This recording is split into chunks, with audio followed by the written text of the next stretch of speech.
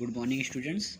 आज आपको inorganic chemistry का एक टॉपिक बताएंगे जिसमें ड्यूअल नेचर ऑफ मैटर, जिसे डी ब्रोगली का इक्वेशन भी कहते हैं, उसको समझाएंगे। क्योंकि बहुत से छात्रों को दिक्कतें आती है कि ड्यूअल नेचर ऑफ मैटर का मतलब क्या होता है। ड्यूअल नेचर का मतलब कि पदार्थ की दो प्रकृति होती है, एक होता है वेव नेचर होता है और दूसरा होता है पार्टिकल नेचर होता है। तो पार्टिकल नेचर और वेव नेचर, वेव नेचर का मतलब कि एक वेव के तरीके से कोई चीज़ चलता है और पार्टिकल तरीके से शो करता है। तो यहाँ पर हम लोगों को देखना है कि एक प्लांक्स के थ्योरम से आधार पर चलता है, प्लांक्स का थ्योरम। तो जो प्लांक्स का क्वांटम थ्योरम है, उस प्लांक्स के क्वांटम थ्योरम ये वेव नेचर के अकॉर्डिंग होता है, क्योंकि उसने इक्वेशन दिया था E=hv दिया था। E=hv मतलब hν का मतलब E= ये जो है E यहाँ पे फोटान की एनर्जी है। किसकी है? फोटान की एनर्जी। क्योंकि एनर्जी को शो करता है फोटान, मतलब क्या होता है? लाइट। फोटान मतलब लाइट। तो इसने बताया कि वेव नेचर टाइप का व्यवहार होता है प्लांक्स ने। तो वेव नेचर के व्यवहार में E=hv। यहाँ v जो है फ्रिक्वेंसी ऑफ रेडिएशन है। v क्या है? फ्रिक्वेंसी ऑफ रेडिएशन है। तो फ्रिक्वेंसी ऑफ रेडिएशन का मतलब है ये रेडिएशन जो होता है, जिसे हम बोलते हैं कि रेडिएशन किस तरीके हो जाएगा, तो फ्रिक्वेंसी इस पे चलती है। दूसरा उन्होंने मास, पार्टिकल नेचर के व्यवहार पे, तो उन्होंने आइंस्टीन का मास एनर्जी इक्वेशन दिया था। आइंस्टीन का EINS, Einstein mass energy equation, ये particle nature of the matter था। तो इसका फार्मूला उन्होंने जो दिया था वो दिया था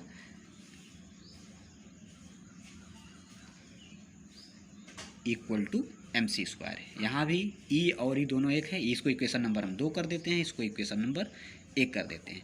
तो डी ब्रोगली ने ये किया कि पदार्थ में इन लोगों ने बताया था, प्लांक्स बताया था कि वेव नेचर होता है पदार्थ में, और आइंस्टीन ने बताया कि पार्टिकल तरीके का व्यवहार करता है पदार्थ।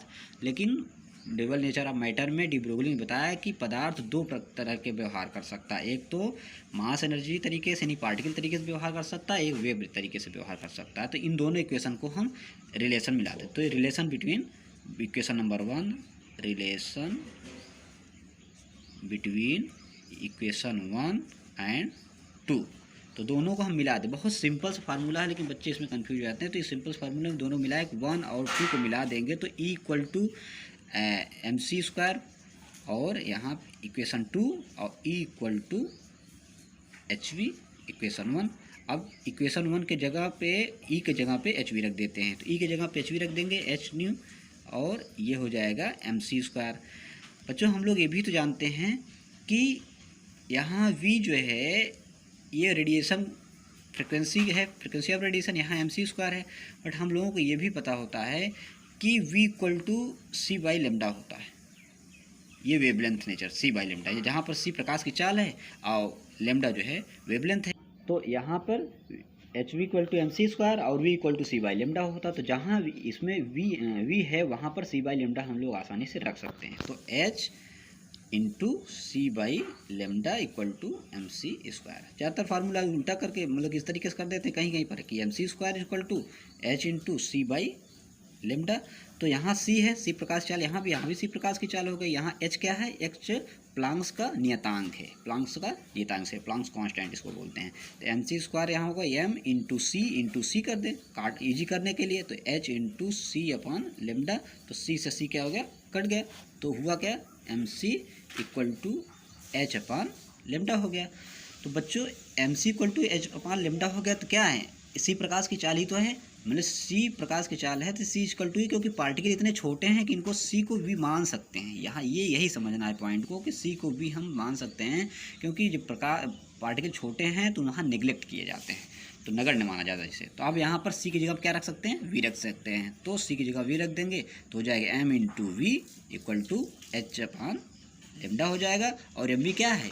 ये संवेग है। हम लोगों ने 8वीं 9वीं 10वीं क्लास में संवेग पढ़ा होगा। और mv क्या होता है? p किसको कहते हैं? संवेग, मोमेंटम।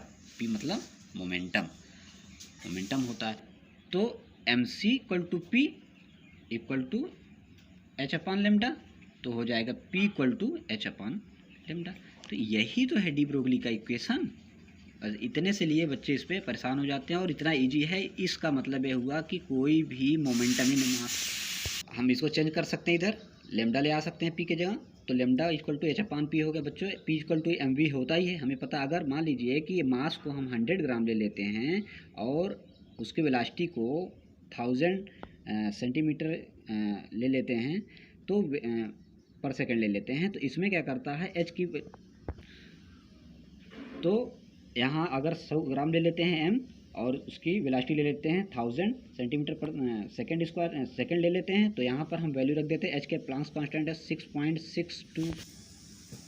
तो बच्चों lambda equal to H upon P हो गया। लेमडा जानते हैं वेवलेंथ है, एच यहाँ प्लांक्स का नियतांक है, पी इसका मोमेंटम है। अगर पदार्थ का मास रख दिया जाए 100 ग्राम रख दिया जाए और उसकी वेलोसिटी को रख दिया जाए 1000 सेंटीमीटर पर सेकंड स्क्वायर के हिसाब से रख दिया जाए, क्योंकि उसको ग्राम में ले रहे हैं, वहाँ सेंटीमीटर पर सेकंड के हिसाब से रख देंगे।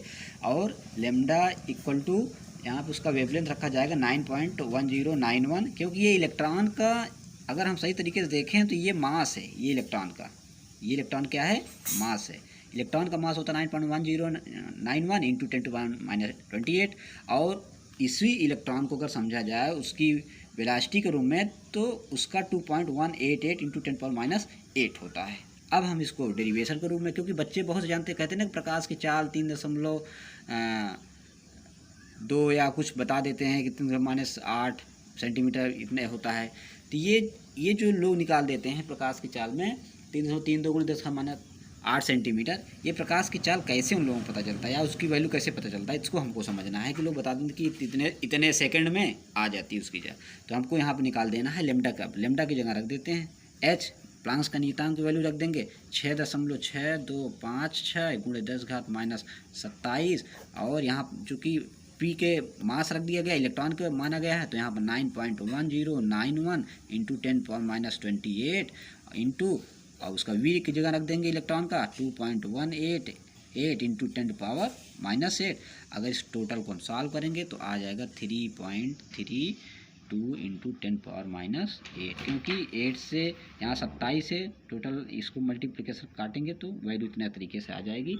और ये एक्सरे की वेवलेंथ है, एक तरीके से ये एक्सरे का वेवलेंथ आ जाता है। तो ऐसे ही हमको ये पता करना होता है कि ड्यूअल नेचर ऑफ मैटर से हम कुछ भी सॉल्व कर सकते हैं। उसका मोमेंटम निकाल सकते हैं, उसकी वेलोसिटी निकाल सकते हैं, उसका मास निकाल सकते हैं, इलेक्ट्रॉन का मास निकाल सकते हैं, उसका प्लांक्स कांस्टेंट तो यूनिवर्सल है उसको निकाल सकते हैं। तो आप लोगों को हमने आज एक छोटा सा एक टॉपिक बताया कि किस तरीके से ड्यूअल नेचर डी ब्रोगली के इक्वेशन सॉल्व किया जाता है। अच्छा वीडियो आप लोगों के लिए लेके आएंगे जो आप लोगों के लिए बहुत सुखद रहेगा, और इसको सॉल्व करिए, आप लोग प्रैक्टिस करिए। हम नए नए वीडियो लाते रहेंगे जिससे आप लोगों को आसानी से इक्वेशन की प्रॉब्लम सॉल्व हो जाए।